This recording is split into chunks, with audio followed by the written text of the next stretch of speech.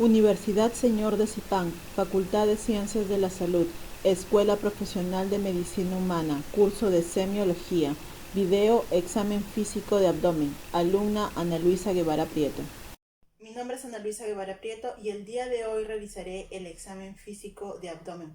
Hay que tener en cuenta que existen múltiples técnicas y maniobras con las cuales podemos detectar determinadas patologías abdominales y también poder examinar determinados órganos o vísceras. Pero en este video solamente nos abocaremos a realizar las maniobras y técnicas más importantes para poder realizar un examen físico de abdomen de manera general. El examen físico del abdomen implica que el paciente debe estar acostado sobre la camilla en posición supina, con la cabeza sobre una almohada, con los brazos a los costados del cuerpo y las piernas extendidas. En la división clásica topográfica del abdomen se divide en 9 regiones gracias a dos líneas horizontales, la superior que pasa debajo de la décima costilla y la inferior que pasa a la altura de las crestas ilíacas, y gracias a dos líneas verticales que están a la altura de la línea media clavicular de ambos lados, dándonos así como resultado a 9 regiones: hipocondrio derecho e izquierdo, flanco derecho e izquierdo y fosa ilíaca derecha e izquierda, al epigastrio, al mesogastrio y al hipogastrio. Recuerda también que para el caso de la semiología del abdomen se deben de empezar con la inspección, seguido de la auscultación, luego la percusión y la palpación. Este orden debido a que no se quiere exacerbar los ruidos hidroaéreos al momento de la auscultación. En el caso de la inspección, empezaremos por la inspección estática, que implica observar la forma del abdomen, que normalmente en la parte superior es plano y en la parte inferior es abovedado.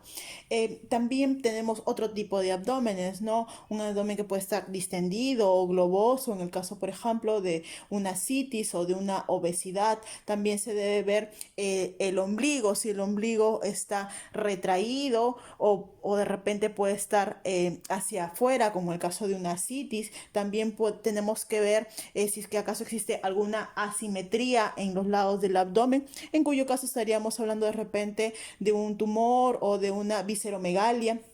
También tenemos que tener en cuenta de repente si es que el abdomen se encuentra excavado, en el caso de una desnutrición, por ejemplo. Tenemos que tener en cuenta también la piel, ¿no? Si existe de repente estrías, existen marcas, existen lunares, ¿no? Las características de la piel del paciente. En el caso de una inspección dinámica, se le pide al paciente que haga una inspiración profunda con la finalidad de determinar algún tipo de hernia o de repente de una visceromegalia, o también se le puede pedir al paciente que levante la cabeza a fin de ejercer algún tipo de esfuerzo y ver si es que existe alguna hernia, o también se le puede pedir al paciente que flexione una de las piernas con el mismo fin.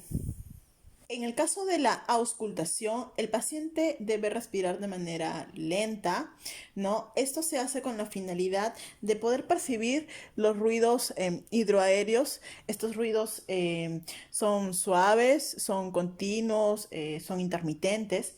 Se debe de escuchar alrededor de entre 5 a 30 ruidos hidroaéreos por minuto. En el caso de que no se logre escuchar los ruidos, posiblemente estemos ante un caso de un hilio paralítico, ¿no? Según el libro de Argente Álvarez, se recomienda escuchar los ruidos hidroaéreos por alrededor de 5 minutos, ya que estos son muy variables. Otra situación que también se debe de analizar en la auscultación es poder escuchar de repente algún tipo de soplo abdominal, ¿no? Para ese caso utilizaremos la campana y intentaremos percibir algún soplo, de ser el caso, ¿no? En la aorta abdominal. Ahora realizaremos la percusión. La percusión se realiza con suavidad, ¿no? Se deja apoyado un dedo percutor, el cual vamos a percutir con dos dedos, ¿no? O uno también puede ser. La característica del sonido del abdomen es que es un sonido prolongado, retumbante. A este sonido se le conoce como sonido timpánico, ¿no? ¿Para qué percutimos? Percutimos pues para poder detectar la presencia de líquido, de aire o de una masa, ¿no? Como por ejemplo puede ser una víscera. No, recordar que los gases pueden aumentar el timpanismo, mientras que los líquidos y las tumoraciones nos van a dar la matidez, ¿no? Característica de una masa sólida. Entonces, ¿cómo es que vamos a percutir? Vamos a percutir de arriba hacia abajo. ¿Y de dónde vamos a empezar? Vamos a empezar desde el apéndice sifoides, ¿no? Vamos a empezar desde el apéndice sifoides hasta el hipogastrio, ¿no? Lo que podemos hacer, vemos este ruido. Ese es un sonido clásico. Ahora, también puede suceder, ¿no? Que podemos ir al espacio semilunar de Traude, ¿no? Que se encuentra en la porción torácica del hipocondrio izquierdo, ¿no? Que generalmente, bueno, también va a ser un sonido timpánico, ¿no? Pero en el caso de una esplenomegalia, ese sonido ya no va a ser, sino que va a ser un sonido mate. ¿Y en dónde encontramos un sonido mate? Lo vamos a encontrar acá, en el hígado. Es un sonido diferente, ¿no? Entonces, para eso nos sirve la percusión. Aquí también podemos aprovechar para realizar un diagnóstico de ascitis. ¿Y cómo se realiza el diagnóstico de ascitis? Lo hacemos mediante la onda ascítica.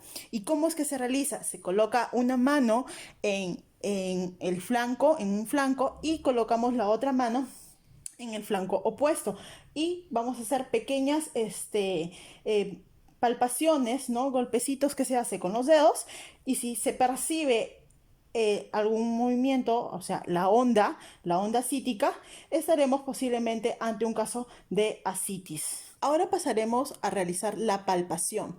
Para la palpación aplicaremos la maniobra de Merlo, que significa pasar la mano derecha en forma plana sobre toda la superficie del abdomen, de tal manera que podamos relajar la pared abdominal y de repente detectar alguna tumoración o sensibilidad e incluso la temperatura del paciente.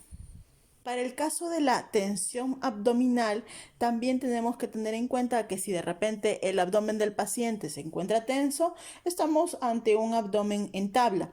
O si de repente se trata de una mujer que ha tenido varios hijos, multípara, o de una persona anciana, es posible que la tensión abdominal pues se encuentre algo disminuida y eso está dentro de lo normal. Aquí debemos aprovechar para poder aplicar el signo de Bloomberg, que nos sirve para poder descartar una apendicitis. ¿Y cómo es que se realiza? Bueno, el signo de Bloomberg implica presionar en la fosa ilíaca derecha del paciente con la finalidad de determinar la presencia de dolor, y el paciente en este momento puede sentir dolor, pero sentirá aún más dolor al momento de retirar de manera brusca. Se presiona de manera suave, ¿no? Se presiona firmemente y luego se retira de manera brusca.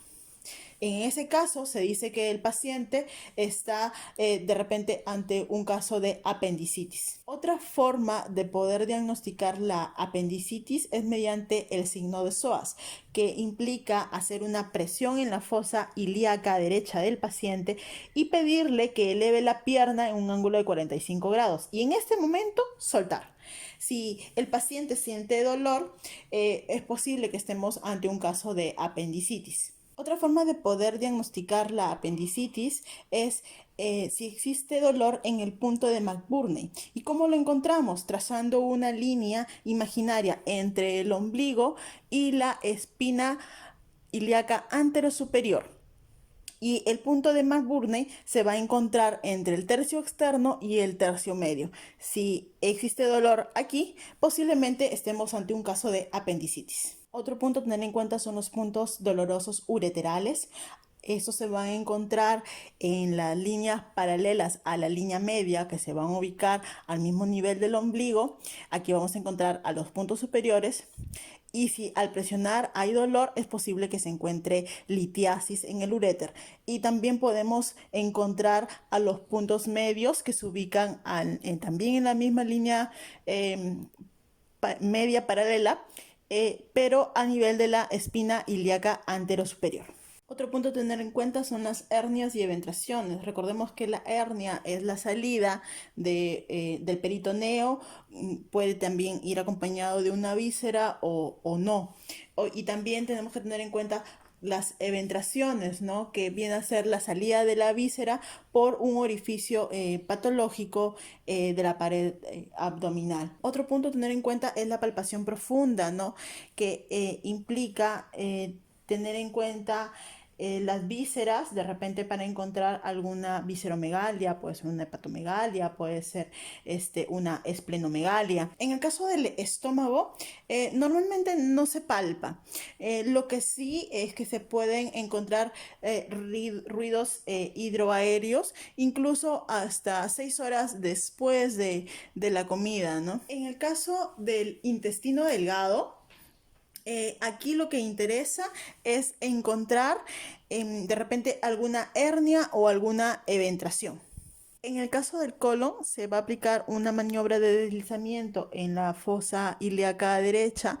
Aquí se va a palpar el ciego elástico, debe ser móvil, no debe de doler y se va a percibir con los dedos como una especie de gorgoteo.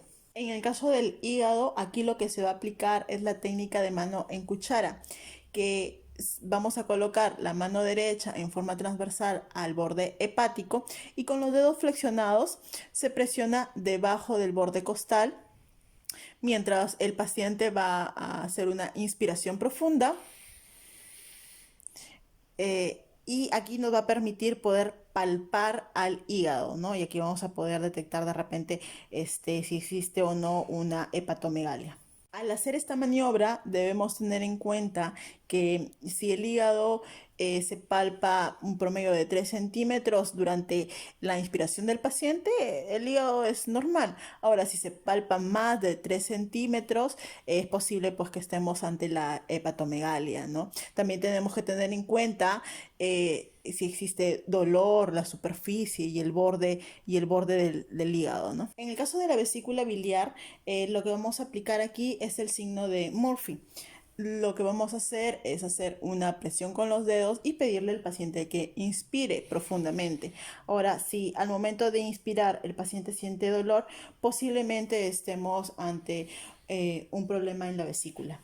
En el caso del vaso, lo que tenemos que hacer para poder palparlo es tomar el lado izquierdo del paciente, hacer una presión hacia el lado derecho e ir palpando si existe acaso una esplenomegalia en el paciente, ¿no? Esto será posible en caso de que exista ya una inflamación notoria. Ahora, también podemos hacer la técnica de una percusión en el último espacio intercostal. Si existe este timpanismo, como es en el caso de este paciente, podríamos descartar la existencia de una esplenomegalia. Cuando se escucha un sonido mate, estamos ante una esplenomegalia del paciente. En el caso de la palpación del riñón, lo que tenemos que tener en cuenta es que el paciente debe flexionar ligeramente sus piernas, colocar la mano no dominante debajo en la parte lumbar y con la otra mano hacer una ligera presión a fin de poder atrapar el riñón en el momento de la expiración del paciente. Y en ese momento poder detectar si es que existe alguna anomalía en el riñón. Bueno, eso sería todo. Muchas gracias por escucharme.